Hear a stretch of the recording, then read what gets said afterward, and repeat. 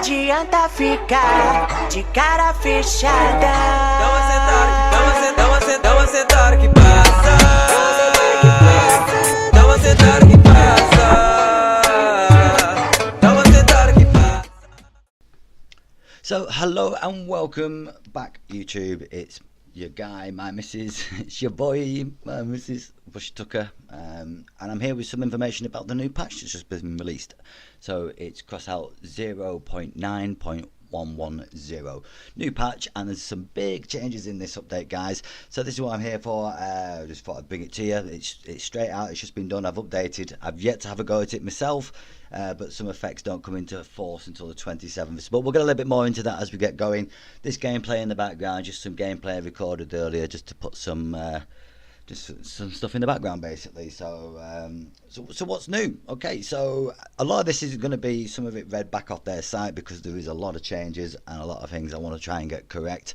But I'm also going to try and give you the sort of basic feel of it to start with. So there's, like I said, lots of stuff and lots of known bug fixes. So where you got the main one that I'd like to, there's a lot of main ones, but the real main one is about when you first come onto the game. So normally as you log into the game, you get a daily login bonus, and that is going to be being replaced.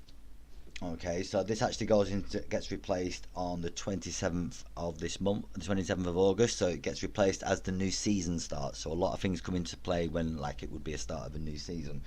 So the daily login's removed and changed to a daily task, and for that, stuff like that, for example, is your 2 hours played in a day or your 14 hours played in the week for your miners crate, for example, will be changed to daily tasks and weekly tasks. So you're still going to get the things like such and such that you get from logging in. There's features of the new system. Okay, so this is direct off the site. The tasks are given once and are updated daily. Progresses through unfinished tasks do not carry over to the next day, so you've got to finish it that day. The player is free to choose in which order you want to do the task to complete, so you can get the resources you want. Each task can be completed only once a day, and the player receives a certain amount of scrap metal from completing the daily tasks. The lists of daily tasks available are as follows. So you enter the game, 40 units of scrap metal. Win 5 PvP battles, missions, raids or clan battles, 75 scraps of metal. Win 3 PvE battles, raids or invasion is 75 scrap units of metal.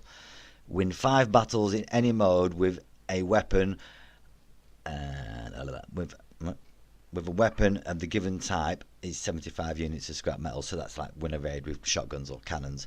Complete one operation on the market to get 25 units of scrap metal. Complete 5 daily tasks to get 5 units of scrap metal. 75 units of scrap metal. So that's what you're going to get the choice from every day to do in which order you want. And then you go into the weekly tasks. So it says here in big letters, please note that the transition of the new system of weekly tasks will occur on the 27th of August. Current season is prolonged till the August 26th inclusive. Until then, all survivors have the opportunity to complete the seasons and get the awards and also your daily login bonuses. So you do get that as well. So with the update of 9.110, Crossout transitions to a new system of weekly tasks, which replaces the seasons as well. So the features of the new system, tasks are issued every week and tasks are updated on a Monday. With each new week, the progress through the unfinished tasks of the previous week will reset and does not carry over. Each task can be done once a week. We are introducing a new resource, so engineer badges. So players can receive a certain number of these engineer badges for completing weekly tasks. So there's a lot of figures here, guys. So it is on the patch up notes, so I'd recommend you have a look at this. But basically what it's saying, the accumulated badges can be exchanged in the workshop for a number of rewards. So you can get 500 scrap metal for 300 badges, 200 units of copper for 300 badges, 500 units of wires for 500 badges, and it just goes on and on and on and on. So you go all the way down to Pathfinder's crate for 3,000 badges. So you know, there's stuff there for you to get as well. There's a list of weekly tasks here as well. So complete 25 daily tasks, reward as a miners container. Win 8 battles in missions with scrap metal as rewards, get 100 badges. 6 battles in easy raids, 100 badges. Take the prize of 1 to 4 spot in the brawl. The battle royale is 100 badges. Win 15 battles in the mission, get the wires, get 150 badges. Take the prize 1 to 4 spot 9 times in brawls, you get 150 badges. Win 10 battles in the invasion, you get 150 badges. You win 10 battles in a normal raid with copper as reward, you get 150 badges. Win 10 battles in a normal raid with plastic as the reward and get 150 badges. Win 20 battles in the mission, get the batteries and get 450 badges. Win 10 battles in the hard raid, electronics as a reward and get 450 badges. What else we got here? Win 10 battles in a hard raid with copper as a reward, you get 450 badges, and win 10 clan battles to get 450 badges.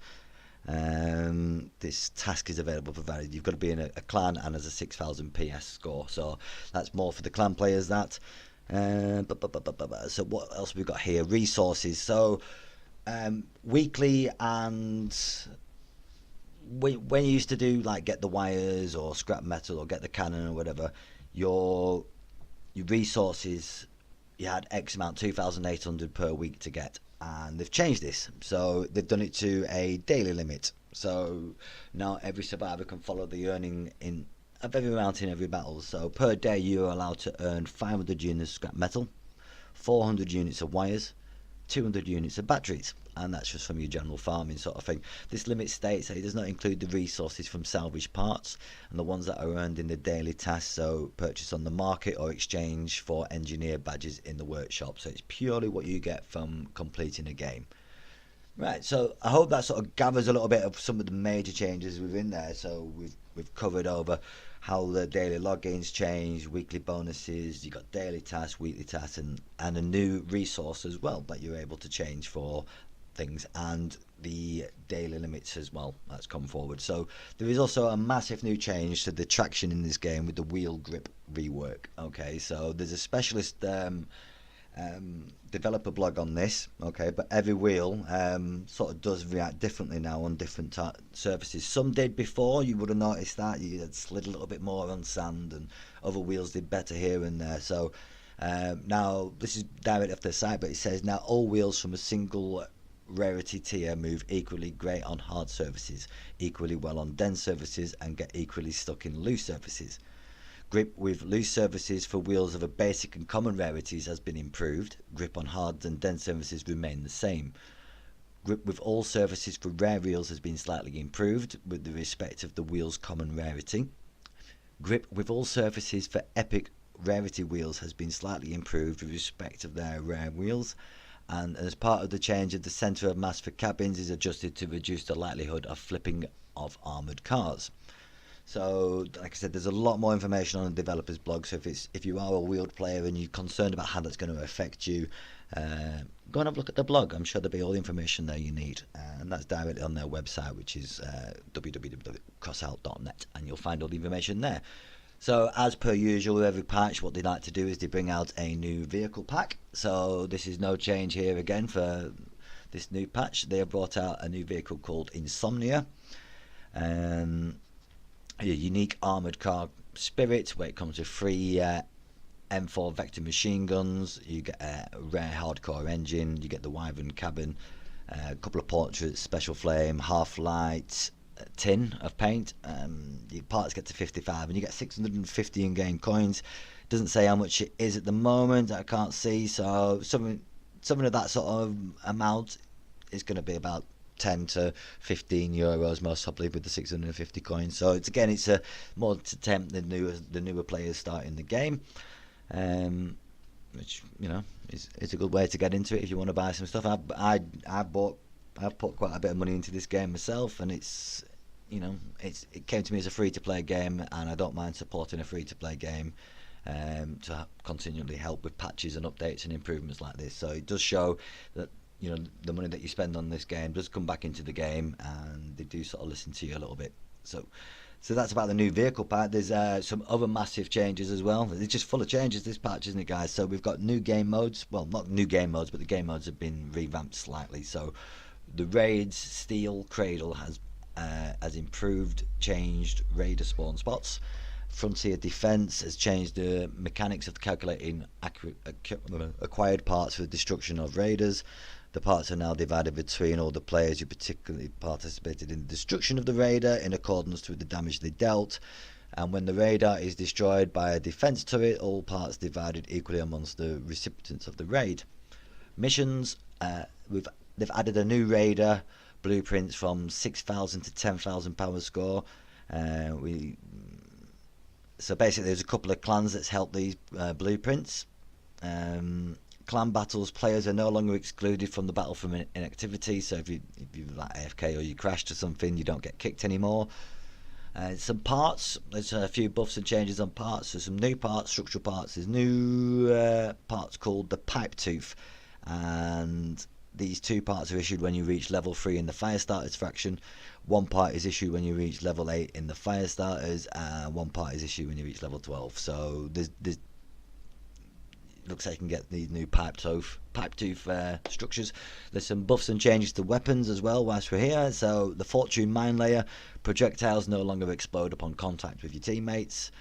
I suppose that's good, so they can just bounce about them. The Reaper minigun, now this seems quite a big change, and it does come with a little bit of wording as well. So the Reaper minigun, we've changed the weapons perk. It no longer overheats while shooting.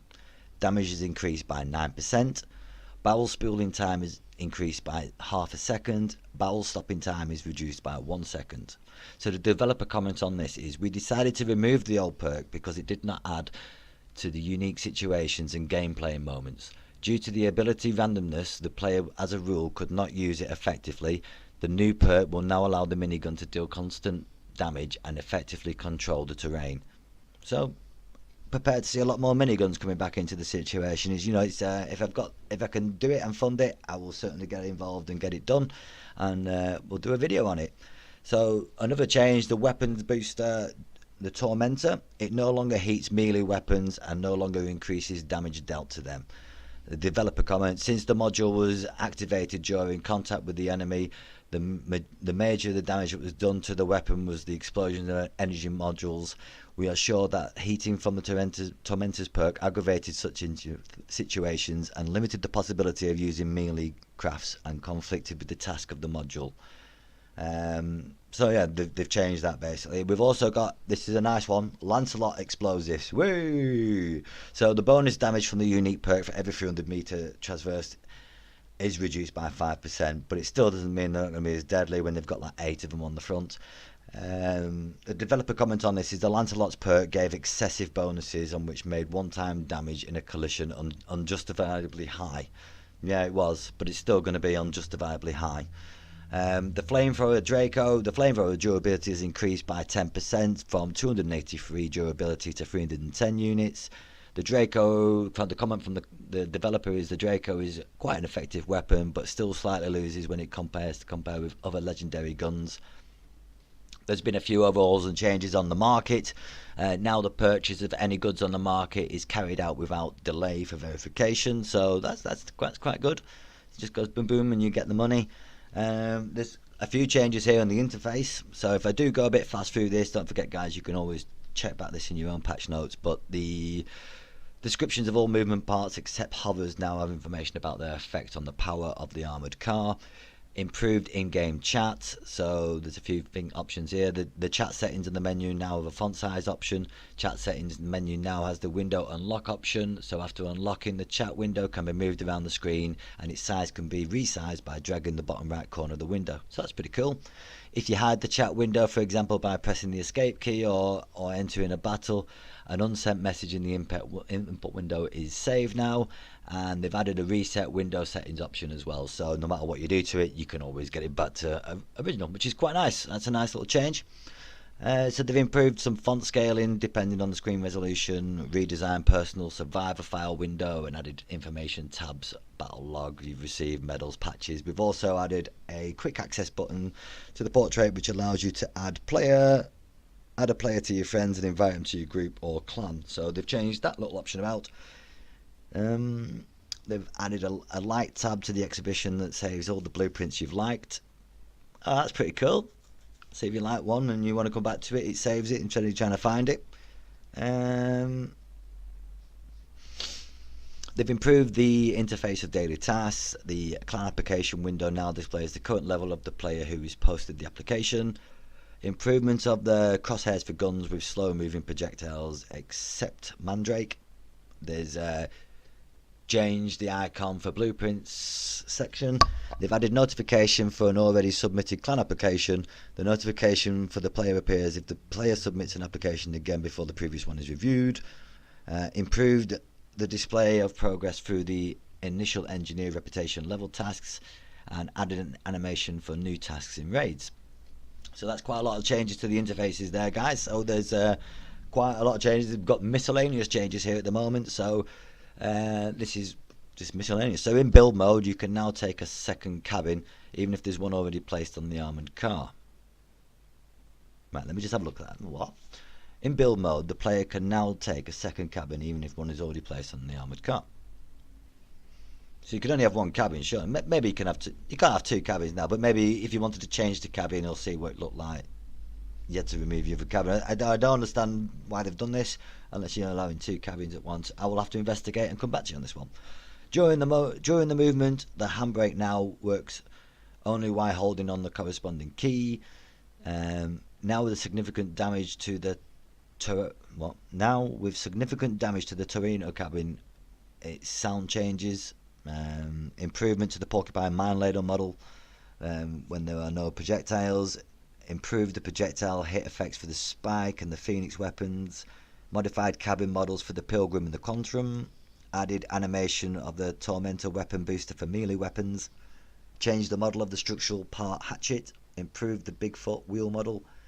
Players can now use flares and fireworks in the race brawl. Improved landscape of the Nameless Tower map.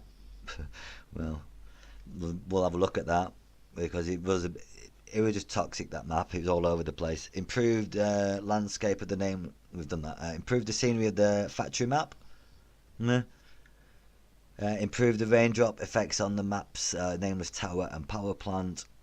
Improved automatic change of the sound playback device in the game after the corresponding change of the settings. Yeah, something like that. Added a charging sound for the unique ability of the Tusk cabin, and improved shooting animations of all firearms except energy weapons. Right, so there's a lot of bug fixes as well. Oh my god!